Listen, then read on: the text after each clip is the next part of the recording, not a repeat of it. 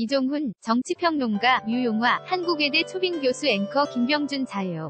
한국당 혁신비대위원장이 어제 기자간담회를 열었죠. 비대위 운영에 대한 신이 구상을 내놨습니다. 최대 쟁점이라고 할 수 있는 인적청산 문제에 대해서 과거지향적인 인적청산은 반대한다라고 밝히면서 새로운 가치와 이념을 세우겠다고 강조했습니다. 또 민주당에서는 출마 선언이 잇따르고 있는 당대표 레이스가 본격화되고 있습니다. 가장 큰 관심 이해찬 의원의 출마 여부인데요. 아직 밝혀지지 않고 있습니다. 유용화 한국외대 초빙교수 글이 고 이종훈 정치평론가와 함께 관련 얘기 분석해보도록 하겠습니다. 안녕하십니까? 김병준 비대위원장 얘기부터 할까요? 과거 지향적인 인적 청산에 반대한다. 이게 일단 어떤 의미입니까? 인터뷰. 그런데 이게 논리적으로 안 맞지 않습니까? 앵커 인적 청산하라고 가신 분인데 인터뷰. 그러니까 인적 청산이라는 것 자체가 미래지향적인 건데 과거지향적인 인적 청산을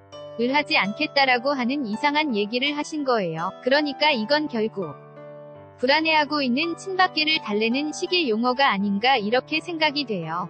그러니까 사실은 김병준 위원장이 되면서 뭔가 굉장히 큰 변화가 있지 않을까? 특히 인적 쇄신을 좀 더 강도 높게 진행되지 않겠나 하는 일각의 기대도 없지 않아 있는데 그런 방향으로 가지는 않을 것 같다라는 것을 예고하는 그런 대목인데요. 안 그래도 친박계들과 사전 교감설이 좀 있는 상황에서 이런 발언을 해서 약간 비박계로서는 불만일 수도 있는 그런 상황이 아닌가 이렇게 생각을 합니다. 앵커 그러니까 그동안의 개파는 따지지 않고 과거에 어떤 개파였던지 간에 따지지 않고 앞으로 본인이 이끌어갈 당 위 미래와 함께할 수 있는 사람이라면 인터뷰 과거를 묻지 않겠다.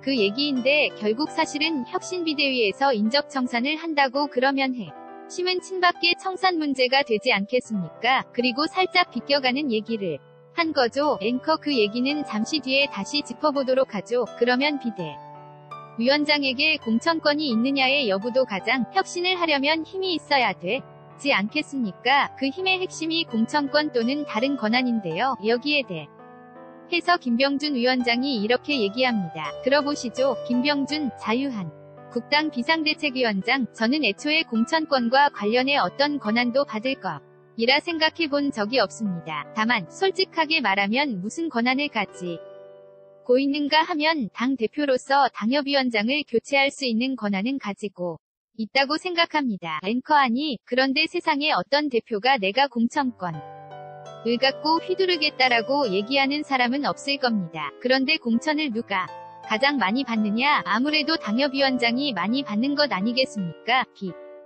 비슷한 얘기 아닌가요? 어떻게 보세요? 인터뷰. 그러니까 제일 관건이지. 그럼 현재 공천권은 없죠. 총선이 아직 2년여 남았으니까요. 2년 9개월 남았죠. 그러니까 공천권을 갖고 있는 것은 아니고요. 공천율도 정해져 있는 것도 아니죠. 현재 가장 공천권의 문제가 되는 건 기존의 정략 공천인 그것은 없지만 지금 김병준 위원장이 얘기한 대로 당협위원장 교체 문제 조강특위를 구성하겠죠. 당협위원장 조직 강화 특위죠. 그래서 현재 당협위원장을 맡고 있는 사람들의 일괄사표를 받고 다시 그걸 재임명하는 다시 또 기준 잡아서 검토하는 이러한 절차를 밟을 수 있습니다. 이게 실상 굉장히 한국당을 다시 쇄신하느냐 아니면 격돌하냐 대결하느냐 이런 면에서 중요한 분기점이 될 수가 있는데요. 이 문제 관련해서는 과연 현역 위원들이 이 부분에 동의할 것이냐에 문제가 있을 것이고 그리고 이후에 새로운 인물을 수혈할 것이라는 문제가 있을 것이고 세 번째로는 제가 말씀드린 공천률을 어떻게 할 것이냐는 문제가 뜨거운 감자가 되는데요. 그런데 조금 전에 김병준 위원장이 자기 자신은 과거에 대해서 묻지 않겠다는 얘기를 했고 또 어제인가요? 두 분의 전직 대통령이 이렇게 된 부분들도 국민이 만든 것 아니냐 이렇게 얘기를 했어요. 국민에게 책임을 돌리는 형식의 얘기를 했단 말이죠. 그런데 국민들은 잘 알고 있지만 한국당의 가장 문제는 박근혜 전 대통령 문제, 이명박 전 대통령에 관련된 인물들에 대한 문제 아니겠습니까? 이 인물들에 대한 세력의 교체가 없이 과연 국민들이 한국당을 다시 재신임할 수 있을 것이냐, 그리고 그것이 이후에 예를 들면 총선에 적극적이고 긍정적인 영향을 미칠 수 있을 것이냐, 이것에 대해서 상당히 우려의 시선을 갖고 있단 말이죠. 한 가지만 더 부연드리면 당협 위원장 교체 문제에 있어서 만약 일괄사표를 받아서 다시 임명하는데 기존에 예를 들면 과거 세력과 관계되어 있는 국회의원이라든가 당협위원장을 재임명한다. 그러면 결국 면죄부를 주는 꼴이 됩니다. 그렇기 때문에 상당히 조심스러운 문제인데 김병준 의원이 어떤 생각을 갖고 있는지 잘 모르겠어요.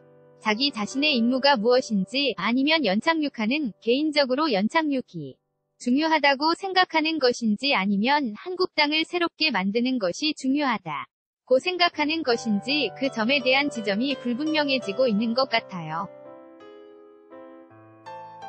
앵커 그리고 또 하나는 비대위 운영기간과 관련해서 내년까지는 갈 것으로 지금 예상을 하고 있어요. 본인 스스로가 그렇다면 내년까지 간다는 것은 조기 전당대회는 없다는 얘기고 당내에서 조기 전당대회를 요구했던 목소리와는 이게 갈등을 빚을 수 있는 소지가 있습니다. 인터뷰 그러니까 박계가 조기 전당대회를 계속 요구하지 않았습니까? 비대위는 관리형으로 단위하고 빨리 조기 전당대회를 해서 지도부를 구성하자. 이 얘기는 뭐냐 하면 비대위에서 친박계를 대거 정리할 것을 우려하기 때문에 이러는 겁니다.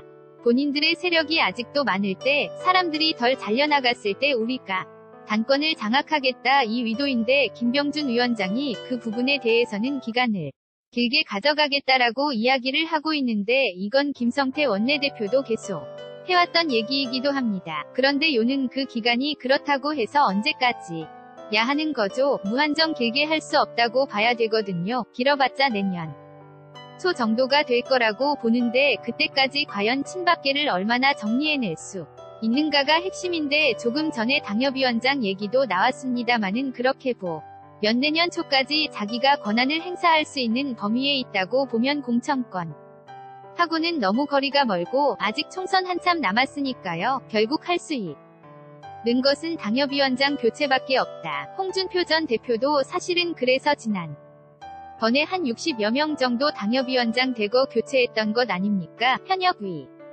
원들 일부도 탈락시켰는데 그런 방식을 김병준 위원장도 취할 가능성이 현재로서는 높지 않나 이렇게 생각합니다. 인터뷰 이런 부분이 저는 우려가 되는 것 같아요. 개인적으로 상당히 국민들은 김병준 비대위원장에게 기대했던 보수 유권자층이 있었던 걸로 알고 있습니다. 그런데 최근의 발언에서 우려가 나타나는데 김병준 위원장이 친노 과거 참여정부 때 참여했던 인물 아닙니까? 한국당과는 상당히 대비되는 인물이에요. 정치 성향적이나 이념적으로도 상당히 대척적인 인물이에요. 그렇기 때문에 한국당의 비대위원장은 일단 옹립되고 그 다음에 안에서 국민들이 요구하고 있는 과거 세력과의 어떤 절단, 절연, 새로운 교체 이런 부분들은 사실상 그냥 잠복해버리는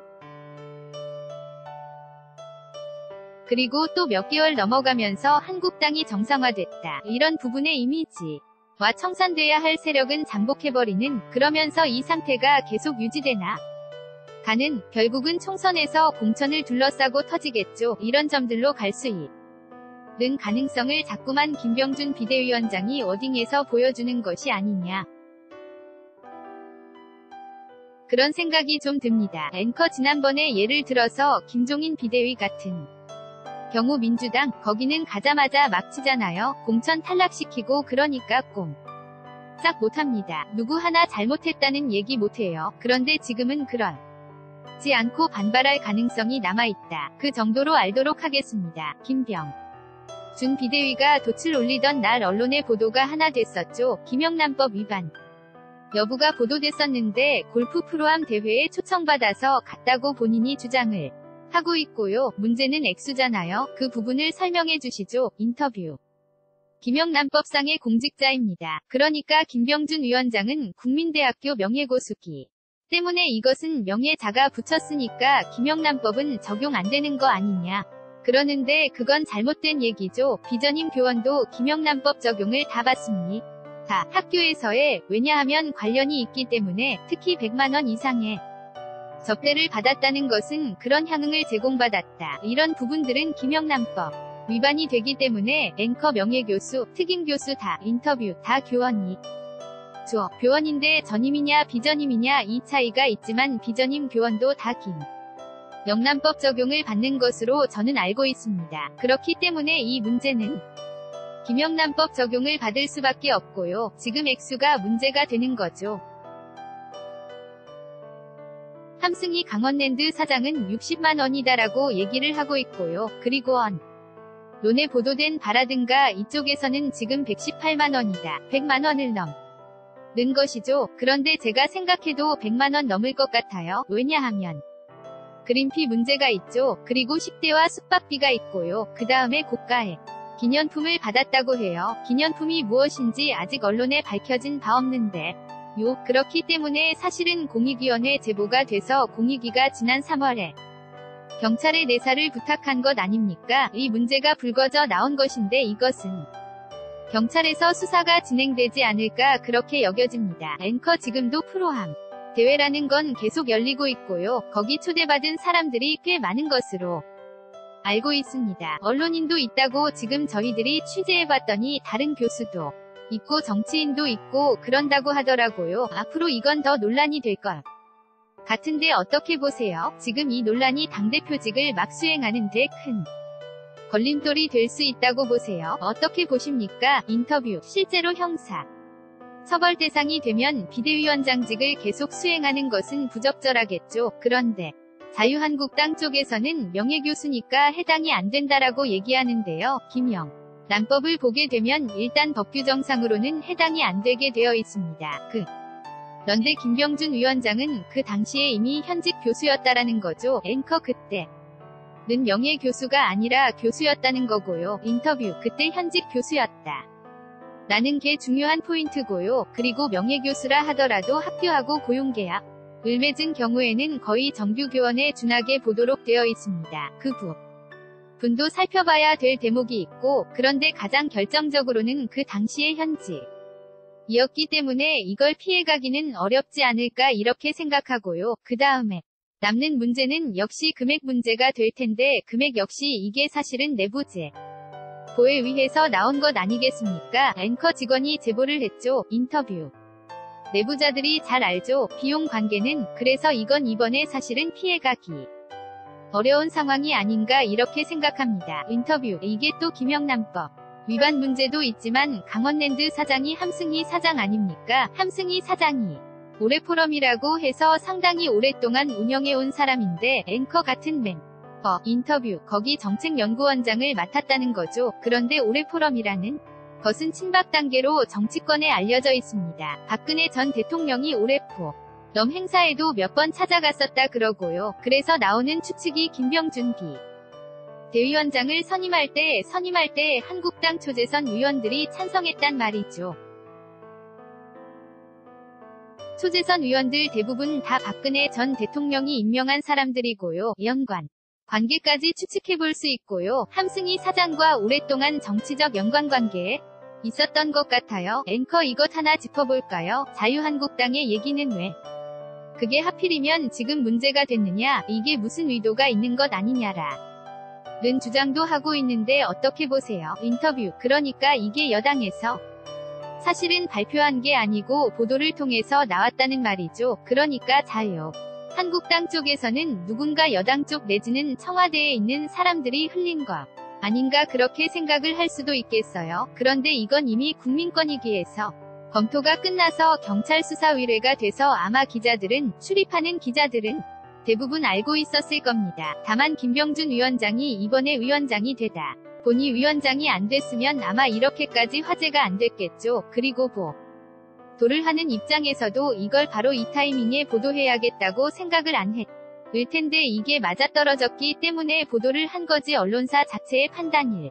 가능성이 높지 않나 이렇게 생각합니다. 앵커 알겠습니다. 이어서 민주당 상황 살펴보도록 하겠습니다. 내일부터 시작되는 당대표 후보 등록을 앞두고 당권 주자들 잇따라 출사표를 내놓고 있죠. 송영길 위원이 어제 출마 선언을 공식화했습니다. 발언 잠시 들어보시겠습니다. 송영길 더불어민주당 위원 2년 전 민주당의 대표 일꾼이 되고자 나섰다가 컷오프 됐던 아픔을 이겨내고 당을 위해 헌신해 왔습니다. 이제는 촛불혁명의 힘으로 탄생한 문재인 정부를 끝까지 지키는 당 대표가 되고 싶습니다. 앵커 본인이 얘기했는데 2년 전에도 한 번 나왔다고 컷오프 됐군요. 인터뷰. 그때 4등을 했죠. 기억하실지 모르겠습니다마는 1등이 추미애 대표였고 2등이 이종걸 위원, 3등이 지금 김상곤 부총리 이렇게 됐습니다. 그래서 그때 4등을 해서 컷오프가 돼서 본선에도 못 올라간 그 아픔이 있는 거죠.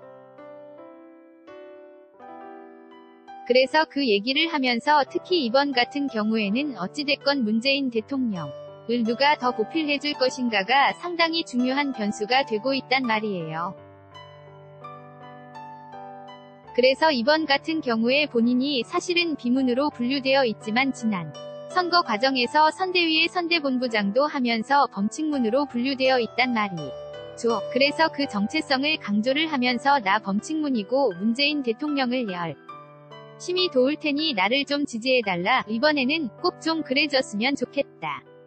라고 강조하고 있는 그런 상황인 거죠. 앵커 오늘은 또 최재성 의원 글이 고 김두관 의원도 출마를 선언했습니다. 오전에 박영선 의원은 불출마를 선언했고요. 지금 보면 대충 어느 정도 윤곽이 잡혀가고 있죠. 딱 한 사람 중요한 사람 남아있고요. 인터뷰 이해찬 의원의 결정이 상당히 판을 흔들 수 있기 때문에 아직 남아있는 상황인데요. 현재는 출마 공식 선언은 박범계, 김진표, 송영길, 최재성, 김두관 의원, 그리고 서른위 원하고 이인영 의원은 민평련에서 단일화하느냐 안 하느냐 이 문제 갖고 막 판 줄다리기를 하는 것 같고요. 그래서 민주당 당대표에서 우리가 볼 수 있는 포인트는 두 가지가 있습니다. 첫 번째로는 문재인 정부의 2기로 넘어가는 데 있어서 어떠한 캐릭터와 어떤 경력을 갖고 있는 인물은 민주당 당대표로 내세울까라는 문제가 있습니다. 그 전에 전해철 의원이 당대표에 기가 있다가 드롭했단 말이죠. 그리고 이해찬 의원이 상당히 고민하고 있는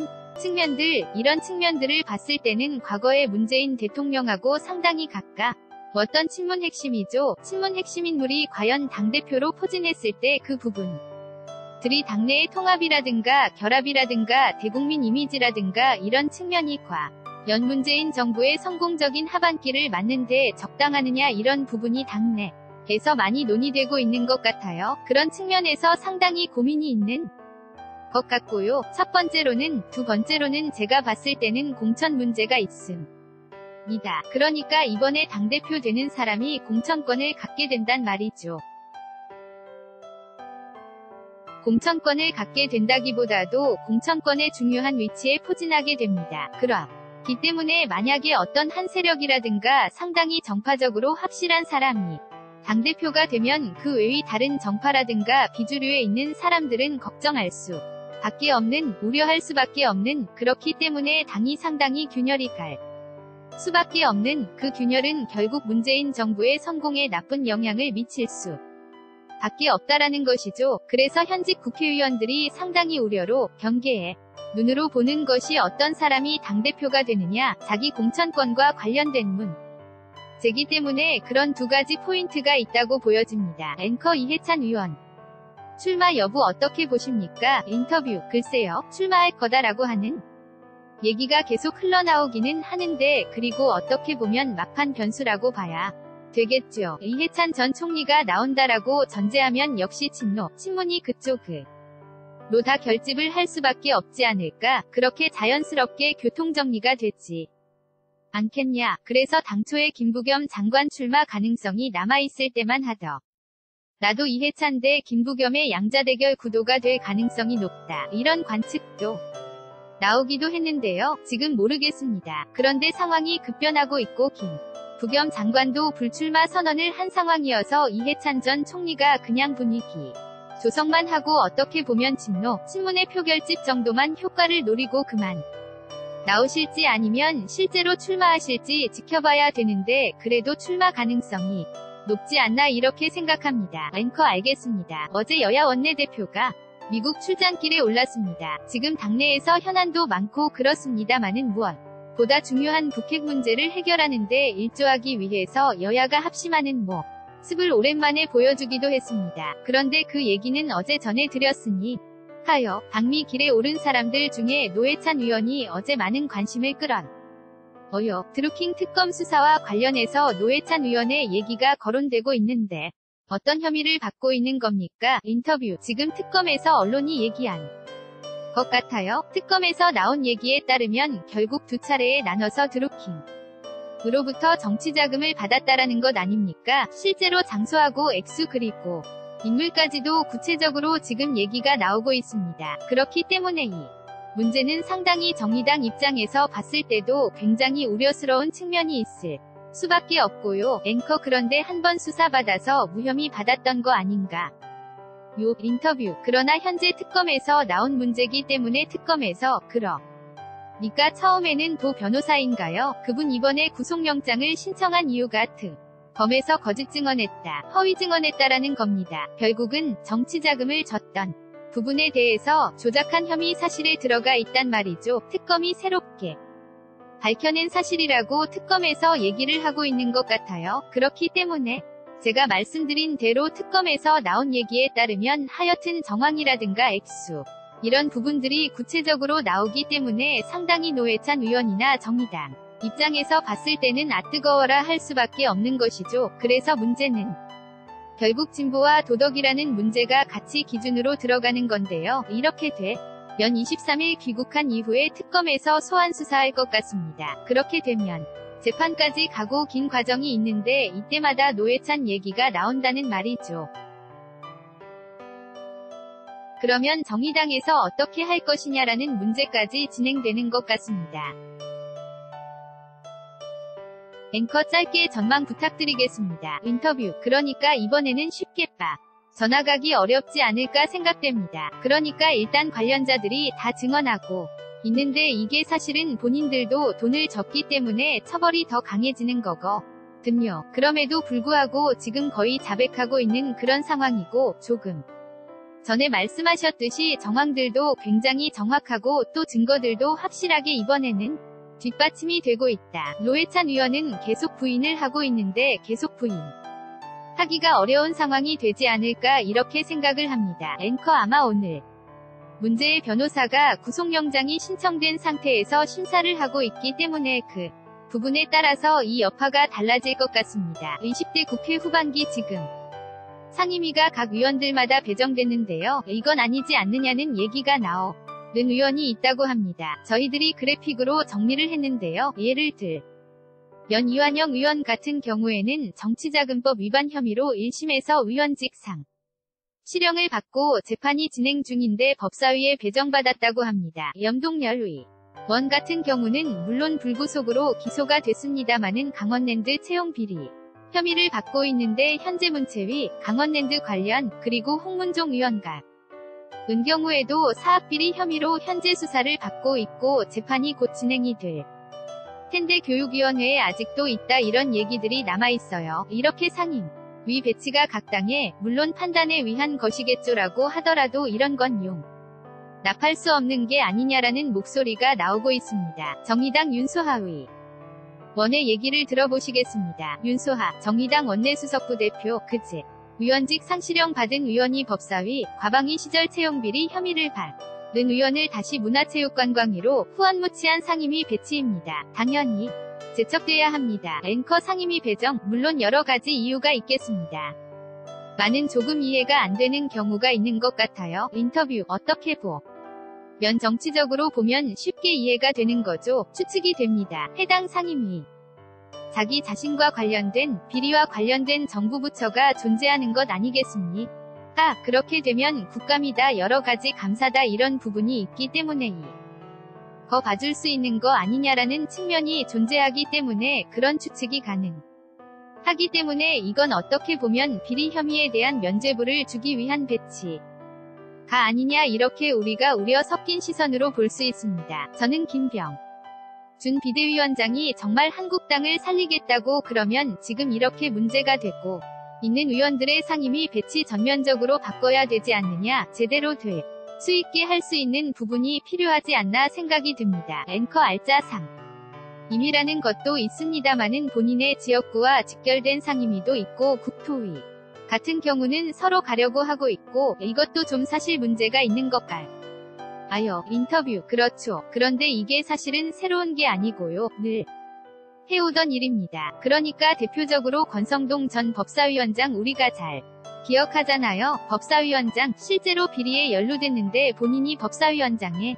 있다 보니 검찰 쪽에 수시로 전화 걸고 영향력 행사하고 그게 이번에 다 드러난 것 아니겠어요? 하물며 그렇게까지 했는데 그것에 비하면 이런 정도는 그야말로 약과인 거죠. 그렇기 때문에 사실은 정치권이 바뀌어야 되는 건데 이 부분은 따지고 보면 여야가 사실은 어느 쪽도 자유롭지 못합니다.